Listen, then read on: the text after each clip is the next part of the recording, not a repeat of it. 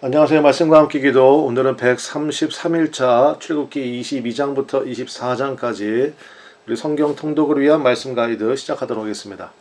우리 22장은요, 이제 배상에 관한 규례가 나옵니다. 그러니까 쉽게 말하면 판례법이라고 그렇게 부르죠. 이제 사례법이라고도 부르고, 그러니까 하나님께서 십계명을 주셨잖아요. 그 십계명에 대한 그 세부 조항들, 이렇게 우리가 이해를 하시면 되겠습니다. 자, 배상에 대한 규례를 보면 1절과 4절에 반복되는 말씀인데, 자, 거기 보면 가축을 도둑질하여 잡거나 팔면 4배에서 5배로 보상하라. 그 다음에 만약에 그 도둑질한 가축이 살아있으면 2배로 보상한다. 이런 말씀이 있습니다. 그러니까 한마디로 말하면 5절에 사람이 밭에서나 포도원에서 짐승을 먹이다가 자기의 짐승을 놓아 남의 밭에서 먹게 하면 자기 밭에 가장 좋은 것과 자기 포도원에 가장 좋은 것으로 배상할지니라. 한 3가지 정도의 의미가 있다고 생각합니다. 첫 번째는 우리가 회개하잖아요. 그러니까 회개는요, 반드시 사실은 배상이 따라야 됩니다. 그러니까 이런 것이 사실은 이제 우리가 이제 일생활 속에서 접할 수 있는 게 범칙금이죠. 잘못했습니다. 잘못한 거 인정했고, 그 다음에 이제 거기에 대한 범칙금을 내야 되잖아요. 저는 그게 올바른, 방식이고 기독교 정신이라고 생각을 합니다. 그러니까 회개는요, 그래서 회개가 사실은, 어려운 거죠. 그러니까 우리가 이제 죄의 고백을 하고 회개는 이제 거기에 따른 행동이거든요. 그러니까 그 배상이 반드시 따라야 된다는 거 우리가 좀 기억하면 좋겠습니다. 죄를 용서하시지만 죄값은 치르게 하시는 게 기독교 정신이에요. 자, 두 번째, 사유재산을 보호하시고 범죄 발생을 예방하고 또 서로 존중하는 삶의 방식이 바로 이 배상 판례법에 드러나 있습니다. 그러니까 지금 여러분 요즘 뉴스 볼 때마다 좀 정말 말 그대로 좀 끔찍한 것들을 많이 보게 되잖아요. 전혀 예상하지 못했던 인과관계가 없는 그러한 많은 사건들을 보게 되는데, 그러니까 서로에 대한 존중하는 삶의 방식, 그 다음에 서로의 재산이나 생명을 귀하게 여길 줄 아는 것. 그래서 여러분 각각의 사례에 대해서 대단히 구체적입니다. 그 22장을 쭉 묵상해 보시면 매우 구체적이구나라는 것을 알 수 있습니다. 여러분 이게요 3500년 전입니다. 350년 전이 아니고요. 3500년 전입니다. 그러니까 대단하죠. 자, 25절부터 26절. 네가 만일 너와 함께한 내 백성 중에서 가난한 자에게 돈을 꾸어주면 너는 그에게 채권자같이 하지 말며 이자를 받지 말 것이며 내가 만일 이웃의 옷을 전당 잡거든 해가 지기 전에 그에게 돌려보내라. 여러분 당시 고대 근동, 그러니까 이 성경에 기록될 당시에 뭐 함무라비 법전이나 이런 당시 고대 근동에도 이런 법률들이 나오거든요. 근데 그 당시에 이자율은요 30%에서 70%라는 게 기록에 남아 있습니다. 근데 여기 보면 뭐라고 되어 있습니까? 그러니까 이자를 받지 말 것이며, 그러니까 같은 동족 간에는. 그 다음에 가난한 자에게 최후의 보루, 최후의 재산은 옷이거든요. 그러니까 옷은 평상시 옷이지만 저녁에는 그거 깔고 덮고 자는 거거든요. 그러니까 거기 일교차가 심하니까. 그래서 해가 지기 전에는 반드시 돌려보내라. 그러니까 가난한 자에 대한 세심한 배려가 있다라는 것을 알 수가 있습니다. 자, 그 다음에 네 번째로 우리가 생각해 볼 게 뭐냐면 그 여자를 농락한 자에 대한 규례, 이런 것도 있는데요. 그러니까 이제 소위 말해서 이제 폭행에 의한 그런 게 아니라, 그러니까 유혹을 해가지고 이제 하룻밤을 보내게 됐단 말입니다. 이제 그런 경우에 16절에서 17절 보면 사람이 약혼하지 아니한 처녀를 깨어 동침하였으면 납폐금을 주고 아내로 삼을 것이요 만일 처녀의 아버지가 딸을 그에게 주기를 거절하면 그는 처녀에게 납폐금으로 돈을 낼지니라. 납폐금이 뭐냐면 신부의 몸값이라고 생각하면 됩니다. 그러니까 이제 bride price, 영어로 이렇게 부르는데요. 자, 여기도 마찬가지입니다. 연약한 자의 입장에서 돌보시는 하나님을 볼 수가 있죠. 그러니까 한번 실수했잖아요. 근데 그 연약한 여자의 입장에서, 그러니까 시집가는 무엇보다도 그 여인의 입장에서 하나님이 이제 돌보시는 그런 것을 볼 수가 있죠. 우리 같은 경우면은 그냥 무조건 시집가라 뭐 이럴 수도 있는데, 그게 절대 아니라는 것입니다. 다섯 번째, 이제 이거 좀 주의해야 됩니다. 사형에 해당되는 죄악들이 나옵니다. 18절부터 20절에 보면 너는 무당을 살려두지 말라. 짐승과 행음하는 자는 반드시 죽일지니라. 여호와의 다른 신에게 제사를 드린 자는 멸할지니라. 왜냐, 이것은 하나님의 창조 섭리를 거스리는 것 때문에 그렇습니다. 예배를 떠나게 만들고 하나님과의 관계가 두절돼 버리면 사실 이건 아무런 의미가 없잖아요. 그래서 18절부터 20절까지는 매우 엄중하게 다뤄야 될 죄악들에 대해서 말씀해 주셨습니다. 자, 결론이 뭐냐? 21절부터 23절인데요. 너는 이방 나그네를 압제하지 말며 그들을 학대하지 말라. 너희도 애굽 땅에서 나그네였음이라. 너는 과부나 고아를 해롭게 하지 말라. 네가 만일 그들을 해롭게 함으로 그들이 내게 부르짖으면 내가 반드시 그 부르짖음을 들으리라. 자, 출애굽한 백성들은 사실은 애굽에서는 그 노예였습니다. 그렇죠? 나그네였습니다. 그러니까 그거 잊지 말라는 거예요. 그래서 여기서 나온 그 유명한 말이 있죠. 상처 입은 치유자. 너희들이 나그네였고 노예였기 때문에 누구보다도 없는 사람의 서러움, 가난한 자의 서러움, 학대받는 자의 아픔을 알지 않느냐. 그러므로 그 당시에 가장 가난하고 힘없는 사람이 과부와 고아거든요. 돌보라는 것입니다. 너희들이 돌보지 않으므로 그들이 부르짖으면, 눈물 나면, 그들의 삶에 공고함이 있으면 내가 반드시 거기에 대해서 대응하겠다라는 말씀입니다. 그러니까 오늘의 시대에 읽어도 여러분 어떠십니까? 저는 이제 이 말씀 묵상하면서 굉장히 안심이 됐어요. 하나님이 돌보시는구나, 연약한 자들을.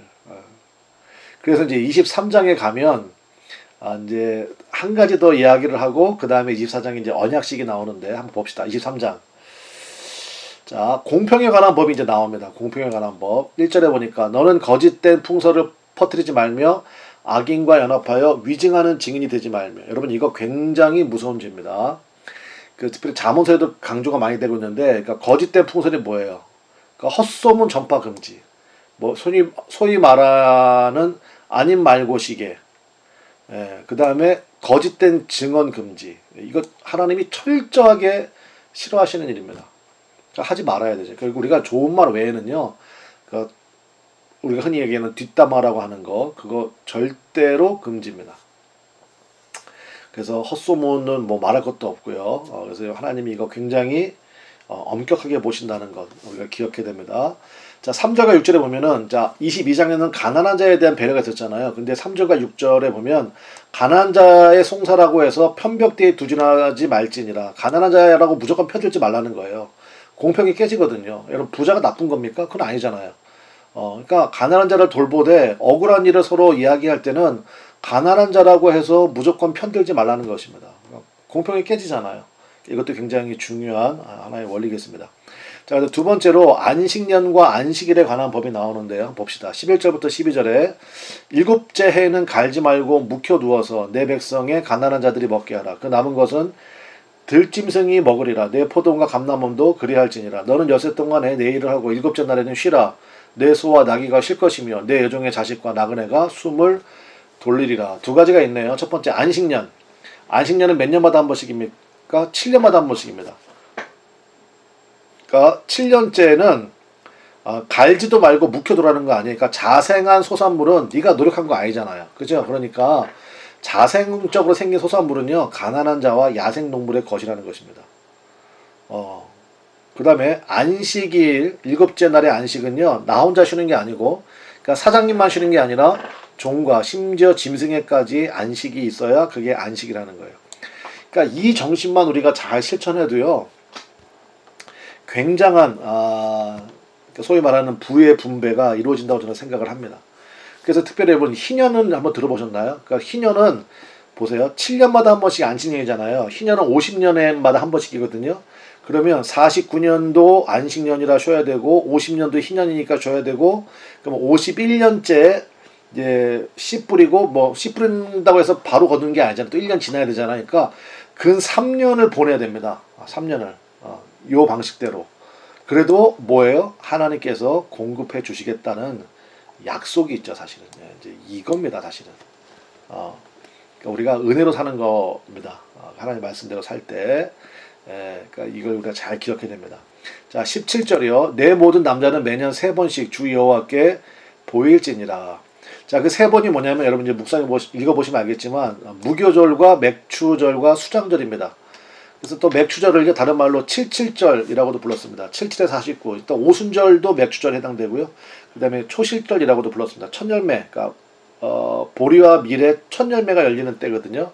그 다음에 수장절, 가을 추수한 다음에, 그러니까 장막절이라고도 부르고 초막절이라고도 불렀습니다. 이 세 절기, 그러니까 한마디로 하면 무교절은 씨 뿌릴 때, 봄이거든요. 그 다음에 맥추절이 이제 첫 단을 거둘 때, 그 다음에 수장절이 수확할 때, 즉 무슨 얘기입니까? 삶의 처음과 진행과 마지막 가운데 늘 하나님을 기억함이 있어야 된다라는 것입니다. 1년 단위로 봐도 그렇고 내 삶의 평생을 봐도 그렇고, 그러니까 늘 하나님을 기억하고 잊지 말아라 라는 메시지가 되겠습니다. 자, 20절에 보면 내가 사자를 내 앞서 보내. 여기서 사자라는 것은 어흥하는 사자가 아니고 이제 엠베세더, 여기서는 천사를 의미하겠죠. 하나님의 천사. 사자를 내 앞서 보내어 길에서 너를 보호하여 너를 내가 예비한 곳에 이르게 하리니. 25절 내 하나님 여호와를 섬기라. 그래야면 여호와가 너의 양식과 물에 복을 내리고 너희 중에서 병을 제어하리니. 그래서 쭉 이어지는 말씀에도 이런 축복에 대한 말씀이 나오거든요. 그래서 뭐예요? 순종하는 백성에 대한 하나님의 약속의 말씀입니다. 자, 이렇게 언약을 쫙 말씀해 주셨습니다. 그러면 이제 다 들었잖아요. 그럼 이제 뭐 해야 됩니까? 언약식이 나옵니다. 24장이. 그래서 24장이 언약식입니다. 자, 3절이요. 모세가 와서 여호와의 모든 말씀과, 자, 주신 말씀들 있잖아요. 지금 우리가 살펴본 이 모든 말씀과 그의 모든 율례를 백성에게 전하매 그들이 한 소리로 응답하이르되 여호와께서 말씀하신 모든 것을 우리가 뭐합니까? 준행하리이다 라고 대답을 했습니다. 그래서 6절과 8절에 모세가 피를 가지고 반은 여러 양푼에 담고 반은 제단에 뿌리고 언약서를 가져다가 백성에게 낭독하여 듣게 하니 그들이 이르되 여호와의 모든 말씀을 우리가 준행하라. 두 번 얘기했습니다. 그렇죠? 그리고 모세가 그 피를 가지고 백성에게 뿌리며 이르되 여호와께서 이 모든 말씀에 대하여 너희와 세우신 무슨 피요? 언약의 피니라. 그래서 피의 절반은 제단에 뿌렸고 나머지 절반은 백성에게 뿌림으로써 하나의 생명으로 묶인 언약식이 이제 체결이 된 겁니다. 그러니까 언약할 때는 또 그 아브라함의 언약에서 볼 수 있는 것처럼 재물을 반으로 쪼개기도 해요. 그럼 무슨 얘기냐면 이 언약을 어기는 사람은 이 재물처럼 쪼개질 것이다 라는 것도 이제 하는 거거든요. 그래서 어쨌든 이 피뿌림을 통해서 생명으로 묶인 하나의 생명으로 묶인 언약이 체결된 것입니다. 자, 언약식이 체결되면 두 정상이 만나서 만약에 이제 그 언약을 체결하잖아요. 그 다음에 뭐예요? 파티하죠. 여기도 마찬가지입니다. 두 번째로 자, 시내산을 모세가요 5번을 오릅니다. 그래서 19장에만 모세가 3번 오르는 게 나와요. 올라갔다 내려갔다 올라갔다 내려갔다 나오고 그 다음에 21장인가에 한번 나오고요. 그 다음에 24장에 5번째 이제 오르는 게 나오는데 이 5번째 오름이 24장 9절부터 32장 29절까지 기간입니다. 자, 그래서 첫 번째는 뭐냐? 언약 체결 잔치를 합니다. 9절부터 11절. 제가 이제 파란색으로 해놨잖아요. 매우 매우 중요하다. 매우 매우 중요하다. 아주 그냥 전체 출애굽의 핵심이다. 이렇게 보셔도 됩니다. 자, 9절부터 11절 보겠습니다. 모세와 아론과 나답과 아비후와 이스라엘 장로 70인이 올라가서 이스라엘의 하나님을 보니 그의 발 아래는 청옥을 편 듯하고 하늘같이 청명하더라. 하나님이 이스라엘 자손들의 존귀한 자들에게 손을 대지 아니하셨고 그들은 하나님을 뵙고 먹고 마셨더라. 하나님께서 언약을 체결하시고 그 다음에 이스라엘의 대표, 그러니까 총 74명이죠. 모세, 아론, 나답, 아비후, 그 다음에 장로 70명 74명을 부르셨습니다. 그래서 하나님의 현현을 본 거죠. 하나님의 얼굴을 뵌 게 아니라 하나님의 임재를 완전히 그들이 느낀 겁니다. 여기 총이라는 것은 이제 사파이어, 그러니까 완전히 우리가 뭐 에메랄드빛 뭐 이런 거 얘기하잖아요. 그 하나님의 영광의 광채 가운데서 뭐 했습니까? 하나님을 뵙고 먹고 마셨더라. 우리에게도 곧 그날이 올 줄로 믿습니다. 어떤 사람에게요? 언약 가운데 있는 사람. 우리에게는 지금 어떤 언약입니까? 예수 그리스도로 말미암은 언약이잖아요. 그래서 이것이 굉장히 중요합니다. 9절부터 11절. 이 말씀 여러분 묵상하시고 또 묵상하시고 아멘으로 화답하시고 붙들고 기도하시고 나에게 주신 예수님의 언약을 그렇게 확신하시고 나에게도 바로 이날이 준비되어 있음을 믿으시기를 바랍니다. 두 번째, 자, 홀로 산에 올라가서 40일을 보내는 이제 모세의 이야기가 24장 12절부터 18절에 나옵니다. 16절에 보니까 모세 여호와의 영광이 시내산 위에 머무르고 구름이 엿새 동안 산을 가리더니 7째 날에 여호와께서 구름 가운데서 모세를 부르시나. 그러니까 언약 체결 자체가 끝난 다음에 하나님이 따로 부르십니다. 모세를. 그래서 모세가 이제 따로 혼자 올라가요. 여러분 이제 성경 읽어보시면 나옵니다.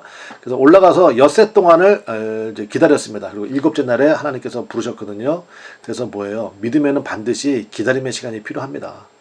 그래서 여러분 계시도, 은혜도, 성령도, 약속의 선물도요. 모두 다 기다림이 필요합니다.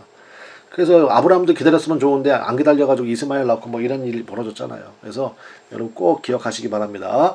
자, 마지막 18절 모세는 구름 속으로 들어가서 산 위에 올라갔으며 모세가 며칠이요? 40일 산에 있었다라는 거고요. 자, 그 다음에 여기서 40일 동안 있는 동안에 뭐 하느냐? 성막 건축 지시를 받습니다. 그게 31장 18절까지 나오고 그 다음에 그 유명한 금송아지 사건도 이때 벌어지게 되는 것입니다.